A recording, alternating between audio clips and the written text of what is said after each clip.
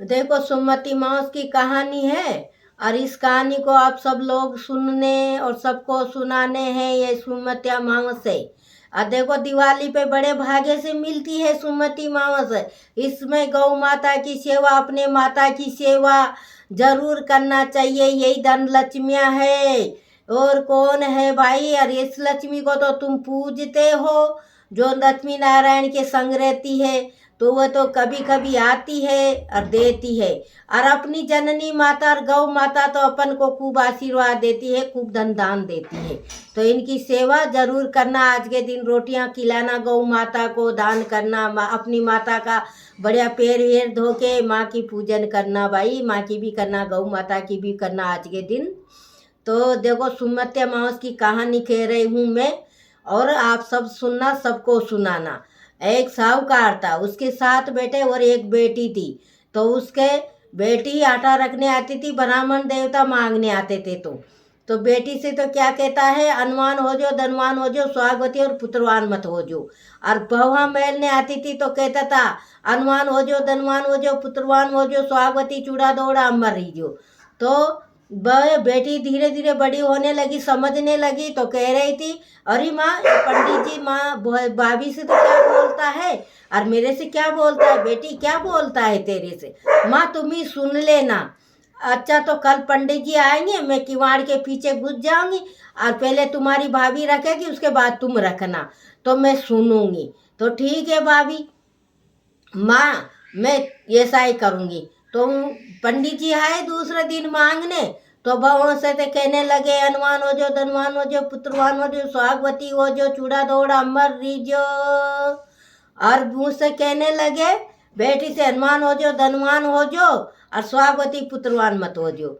तो भैया बेटी ने कहा, माँ ने सुन के तंग रह गई कि ये क्या बोला। पंडित जी ने हाथ पकड़ लिया उसने, माँ ने पंडित जी का, और कहा, देखो पंडित जी, ये क्या बोला आपने, इस बात का गेला करके जाना पड़ेगा आपको। तो उन्होंने कहा, देखो इन बातों का गेला बहुत दूर है। तो अच्छा, पंडित जी को बिठाया, पानी पात करवाया, नाश्ता करवाया, और कहने लगे, देखो पंडित जी, आप रास्ता दिखाएंगे। पंडित लोग रास्ता नहीं दिखाएंगे हम लोगों को, तो हम क्या कर पाएंगे, हम क्या जानते हैं? पंडित लोग सब कुछ जानते हैं। तो आप विद्वान हो, आपको मेरे को बताना पड़ेगा, मेरी बेटी का स्वाग कैसे लौटेगा। देखो, बिटिया का जमारा बेकार होता है, घर बना धर नहीं होती है। तो बिटिया के घर जरूर होता है भाई यार, आप पंडित जी बताना पड़ेगा। तो पंडित जी ने दया आई तो बताया कि 7 समुद्रों के बीच एक धोबन रहती है, सुना धोबन। उसके यहाँ 7 ही बेटे उनके हैं, और उनके साथ ही गट्टियों का पीसना पड़ेगा, साथ ही परांठा बनना पड़ेगा, साथ चूल्हे पे रोटी बनानी पड़ेगी, और उसके गोबर बुआरा, और उसकी वह कुंडी मूतती है, वो मूत की कुंडी फकानी पड़ती है, वो रात में बाहर नहीं निकलती, मूतने उस कुंडी में मूतती है। तो उसकी सफाई भी करनी पड़ेगी, तब तुमको सवाब मिलेगा। कि ठीक है पंडित जी, हम ऐसा ही करेंगे। तो पंडित जी तो चले गए, शाम हुई, बेटे आए, तो उन्हें कहा, छवों बेटों से सबसे कहा, बेटा ये बात है। तो बेटों ने, छवों ने मना कर दिया, हमारा तो जाना आना नहीं होता है, और 13 साल तक कौन बैठा रहेगा, और 13 साल तक सेवा करोगी तब सवाग मिलेगा भाई, हमारे पास इतना टाइम नहीं है। तो छोटे बेटे से कहा, देख बेटा, तूरे को तो सुनना पड़ेगा, तुम्हारी बहन का घर बर्बाद है, जिंदगी कैसे तक कटेगी इनकी जिंदगी, घर बना। तो तुम इसकी बात को समझो भैया, और चलो हमारे संग, 7 समुद्रों के बीच सुना दोबन रहती है, वहाँ अपन उसके 13 साल तक सेवा करेंगे, तब वो अपनी बहन को सवाग देगा, तब अपनी बहन का घर बनेगा। अच्छा माँ, तुम चिंता ना करो, कल सब सामान बांध लेना दिन भर में, अब परसों के दिन निकल पड़ेंगे जल्दी रात को ही। ठीक है बेटा। तो माँ ने सब सामान बांध लिया, धन दौलत, आटा दाल चावल सब बांध के, और रात हुई, सवेरा न हुआ उसके पहले ही एक घोड़े पे, तो भाई ने सामान लाद के भाई बैठ गया, ये घोड़े पे दोनों माँ बेटे बैठ गई और चलने लगी। जाते जाते उनको एक तालाब बावड़ी थी, वहाँ पीपल था, बड़ था, उसके नीचे कही, आज यहीं विश्राम करते हैं, और यहीं अपन विश्राम कर ले, सुबह उठ के चलेंगे। तो रोज का ही चलना है, जाने कितने दूर है 7 समुंदर। तो अच्छा भाई, तो वे रात रह गए और वुडन पंख उसी पेड़ पे बढ़ के डालने पे बच्चा देती थी, वहाँ सरप आता था तो रोज ही खा लेती थी। तो वह वुडन पंख रात भर बच्चों को संभालने नहीं आती थी, सुबह आती थी तो सुबह अंडा दे के वापिस चली जाती थी, फिर वो वापिस देखने नहीं आती थी, उसके अंडे सरप खा जाते थे। तो उनके बच्चे हुए, तो बच्चे बैठे थे, सरप चढ़ा तो उसने कहा, ढाल निकाली और सांप को मार दिया और अपने सराने लेके सो गया। अब सुबह उड़न पंख आई तो बच्चे ची ची ची ची करने लगे, अरे मेरे बच्चे जीवित मिले हैं, आज तो मैं चुगा दूंगी। तो चुगा लेके आई, बच्चों को चुगा देने लगी तो बच्चों ने चुगा नहीं लिया। तो उसने कहा, बच्चों तुम्हारी जान किसने बचाए? तो बच्चे इशारे कर रहे हैं, ये नीचे वाले आदमी ने बचाया है। तो वो कहने लगी, अच्छा भगवान, मैं आपसे प्रार्थना करती हूँ, मेरे लिए 2 मिनट के लिए जबान दे दो, मैं इस आदमी से बात कर लूँ, इसका काम कर दूँ। मेरी जिंदगी में इसने सांप मार के मेरे बच्चों को बचाया। तो देखो भैया, तुमने मेरे बच्चे बचाए हैं, क्या मारा है? तो ऐसा बड़ा सांप सरप था तो मारा। देखो भाई, आपने मेरे बच्चों का और हमारा जीवन का रास्ता साफ कर दिया, और आप जो कहेंगे हम वही करेंगे। तो देखो, हमको 7 समुद्रों के बीच सोना दोबन रहती है, वहाँ हमको मैल के आना है। हमारे घोड़े वहाँ जाएंगे नहीं, हमें रास्ता जानते नहीं है। तो उड़न पंख ने कहा, अच्छा आप सामान रख इकट्ठा करो, मैं बच्चों को चुगा दे के आती हूँ। तो बच्चों को चुगा दे के, बच्चों चुगा ले लो, मैं आदमियों को छोड़ने जाऊंगी। देखो तुमको जिंदा मिला है मेरे को, तो भगवान का लाख लाख शुक्र है। तो उन बच्चों को चुगा दे के और उन तीनों आदमियों को पंखों पे बिठा के 7 समुद्रों के बीच छोड़ आई। अब वहाँ छोड़ने के बाद उसने बोला कि भैया ये कमल के फूल हैं, इसमें से मुझे ये कमल ला के दे दो और मैं इसको उसी तालाब में लगा दूंगी जहाँ मैं रहती हूँ। तो ये कमल का फूल अपना काम होता ही न जाएगा, तो मैं समझ लूँगी तुम्हारा काम हो गया तो मैं लेने आ जाऊँगी। ठीक है भाई, अब समाचार तो कैसे होएगा।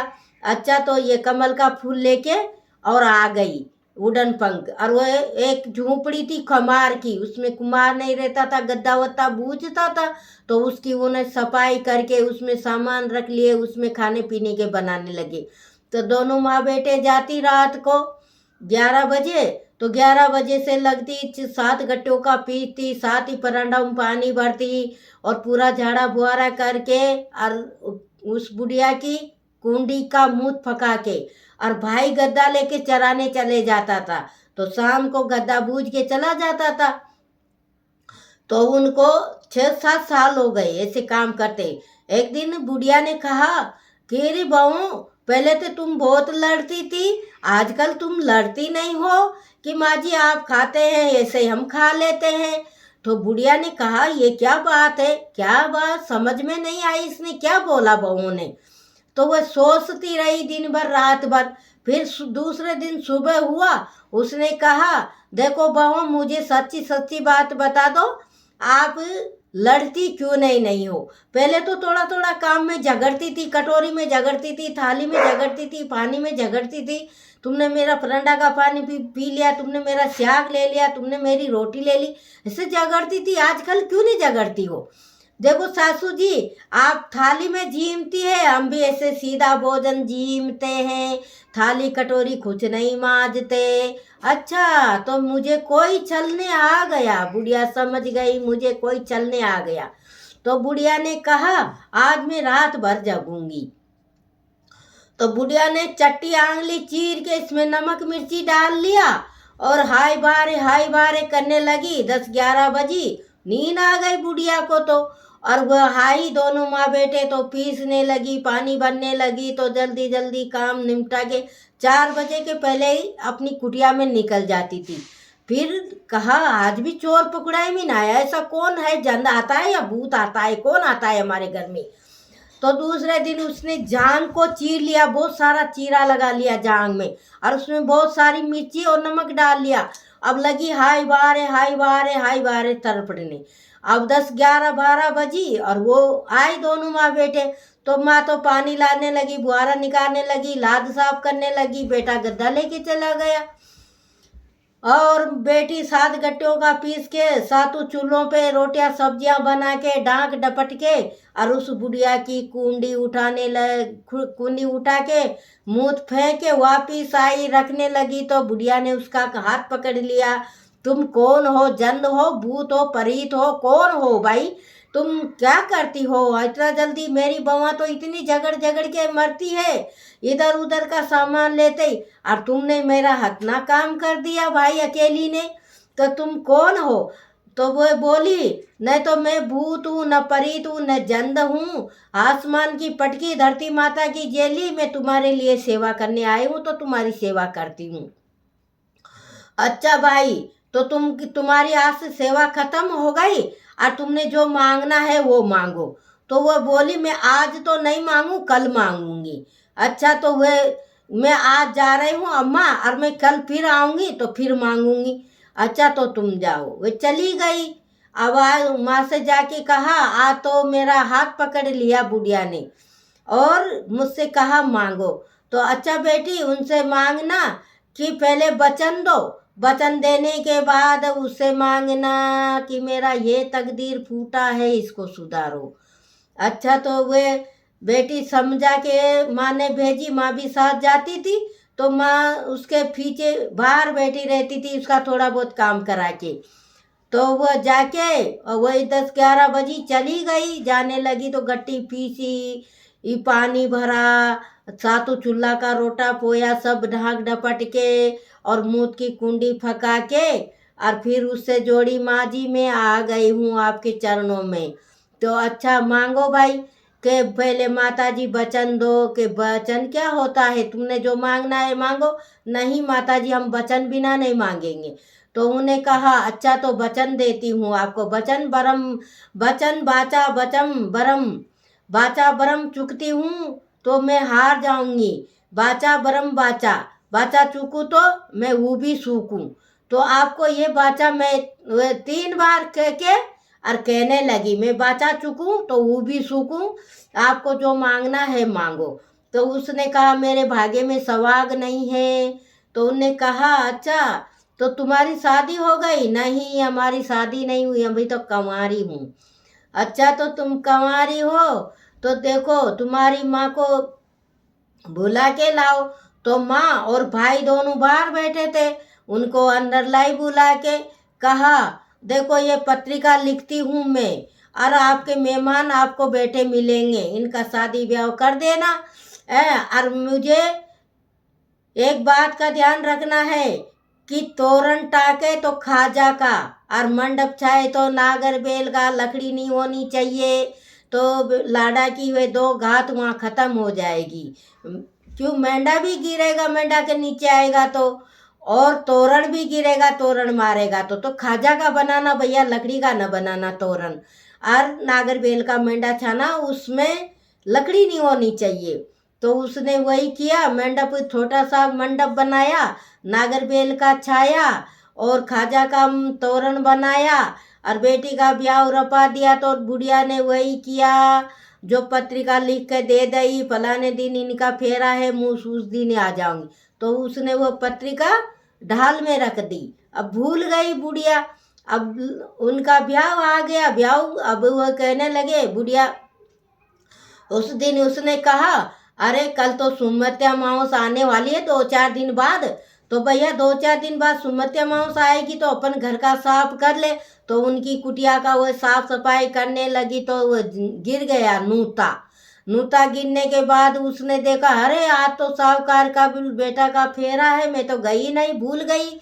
तो बुढ़िया झाड़ू को ऐसे ही पटक के भगी। तो क्यों चली, क्यों भगी, क्यों चली, क्यों? अब वो तो शक्ति वाली थी, उसके अंदर तो बहुत शक्तियाँ थी। तो कहीं उड़ती थी, कहीं चलती थी, कहीं फिरती थी। वो वहाँ आ गई, शाम पढ़ते पढ़ते राजा के यहाँ आ गई। राजा के वहाँ कुमार के वहाँ आके बैठ गई। एक गद्दा बूते थे उस कुटिया के यहाँ। अब गांव बारे कुमार के कुटिया रहती थी, तो वहाँ बैठ गई गद्दा की वहाँ। अब वहाँ चली गई। अब वहाँ उधर होने लगा ब्याह का धूमधाम, लाड़ा आ गया तो तोरण मारा तो खाजा गिर गया। तो फिर भी उनकी माँ नहीं समझी, भाई भी नहीं समझा।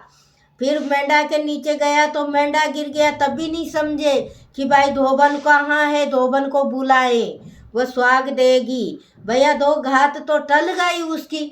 अब हवन पे बिठाया तो उसका वो घर जोड़ा बांध लगाते हैं, तो वह गंडन बांध भी उनका टूट गया। फिर ब्राह्मण ने मंत्र बोल के गंडन बांध लगाए, फिर भी उनके माँ बाप और भाई भूल गया कि सुना धोबन को लाए बुला के। अब भैया फेरा गिरने लगे तो 6 फेरे तो गिर गए उनके, और 7वें फेरे में लाड़ा रस्सम गिर गया, नार टूट गई। अरे फिर उन्हें याद, अरे सुने धोबन कहाँ है, सुना धोबन नहीं आए, सुना धोबन को लाओ। तो देखो सब दौड़ने लगे, दौड़ते हैं ऐसे, मेहमान वेहमान सब भागते हैं, ब्याह में कुछ हो जाता है तो गड़बड़। तो भैया वो कमार के वहाँ बैठी, भाई ने कहा अरे माता जी आप यहाँ बैठी हो मेरी, तो तुम मुझे लेने ही नहीं आए, मुझे यहाँ से डोल से ले जाना है।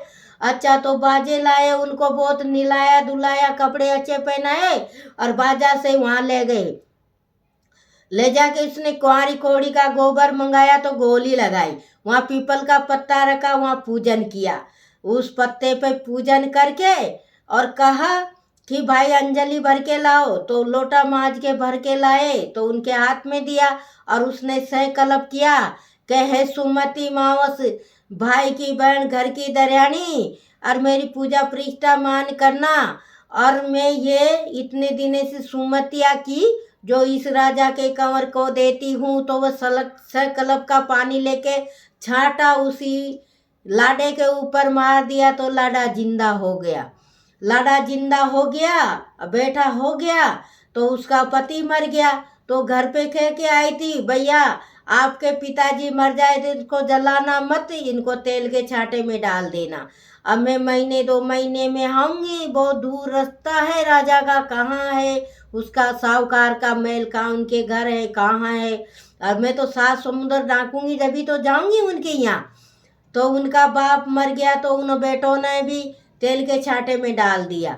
अब वो उनका फेरा पाड़ के उसको खड़ा करके उस सुबह हुआ, उसने कहा भाई अब आपकी लाडी विदा हो गई, आपके घर चली गई उनके, अब उसका पति का कुछ नहीं होगा और मुझे विदा करो, मेरा पति मुझे जिंदा करना है।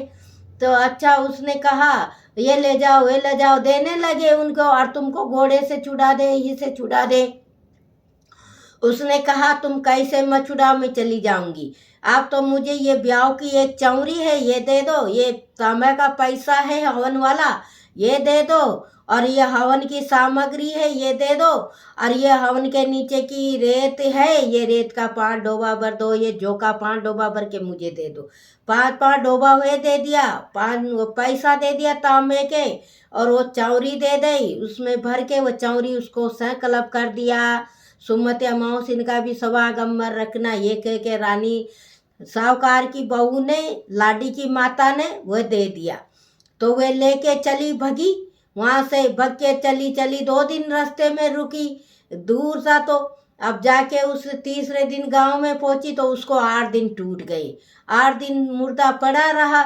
जाते ही उसने कहा कि गांव वाले बेटी वह नहा धो के कि भैया मुझे डोल से ले चलो अपने घर में, कि ये क्या है, इसका पति तो मरा पड़ा है, ये डोल से जाएगी। तो कोई समझदार थे तो उन्हें कहा अरे ये सब जानती है, ये सबका अमर स्वाग देने वाली औरत है, तो इनको डोल से ले चलो। तो ढोल लाए, उसको ले गए, कंवारी कोड़ी का गोबर मंगाया, पीपल का पत्ता मंगाया, भर के लोटा जल का मंगाया, और उसने गोली लगाई, उसको पिता को निलाया धुलाया, दाढ़ी हजामत बना के बढ़िया नया कपड़ा पहन के, उसने भी बढ़िया नया गोटा वाला कपड़ा पहन लिया गोटे का, और बैठ गई और पीपल के पत्ते में पूजा करने लगी। कहने लगी ए सुमत्या मावस इतने दने की करी, जो तो साहूकार का लड़का को लगना, और ये हाथ की सुमत्या मावस से मेरे पति को लगना, भाई की बहन घर की दरियानी पूजा प्रतिष्ठा मान करो, मेरी सुमत्या मावस है। ऐसे करके उसने उसके पति के ऊपर अंजलि छिड़क दी, अंजलि का छाटा छिड़क दे, उसका आदमी जिंदा हो गया। ए सुमति मावस्या माता ये हमारा भी संकल्प है, हम भी भाई की बहन घर की दरियानी पूजा प्रतिष्ठा मान करते हैं, तो अपन भी हाथ में 1 रुपया धरें, लच्छा धरें, फूल धरें, चावल धरें, तिलक लगाएं और फिर इसमें पानी धरें और ऐसे हाथ करके और कहना भाई की बहन घर की दरियानी सुमति मावस है। तो सुमति मावस सबका स्वागंबर करने वाली, हमारा भी स्वागंबर करना है। सुमत्या मावस्या संकल्प छोड़ दो। तो ये सुमति मावस पूजा परीक्षा मान करती है। ये सुमति मावस्या की कहानी है।